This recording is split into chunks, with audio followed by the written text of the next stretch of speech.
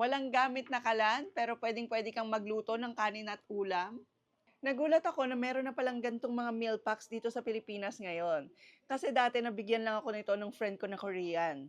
Maganda 'tong mga ganito kasi puwede niyo 'tong dalhin 'pag nagta-travel kayo, 'pag umaalis kayo, kasi kumpleto na siya. Meron na siyang kanin, tapos meron na siyang ulam, tapos lulutuin niyo siya without using any gas stove o kahit na anong kalan. Tapos eto, nakalagay dito, locally manufactured siya, gawa lang siya sa Tarlac. Ipapakita ko sa inyo kung paano yung sinasabi kong lulutuin siya without the use of any kalan.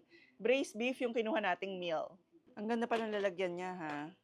Meron na siyang kasamang water for cooking the rice. Tapos, eto yung rice niya. And then, sa ilalim niya, yung tinatawag na heating bag. Ayan. Tapos, syempre, kompleto na siya ng cutleries. At eto na yung ating braised beef. Tapos, may another water para i-heat naman yung braised beef. So, magsasaing tayo ngayon na hindi gagamit ng kalan.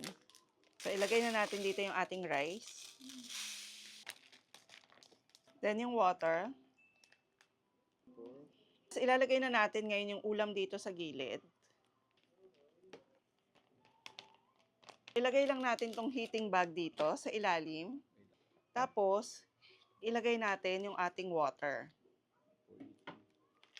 And then, ngayon, ayan o, makita nyo o, parang umiinit na kagad siya. Ilalagay natin dito sa itaas niya yung ating rice and yung braised beef. Yan. Ang galing, di ba? Wala tayong ginamit na fire, wala ring kalan. Pero kahit nasan pa kayo, kahit nasa travel kayo, pwedeng-pwede kayong kumain ng bagong lutong kanin sa kaulam. Wow! Ayan o. So talagang naluto yung ating rice. Oh, hindi siya hilaw. At syempre, yung ating braised beef. So tingnan natin.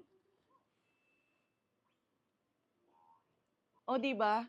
Hot meal anywhere, anytime. I wonder kung ganito rin ang ginagamit nila sa mga eroplano.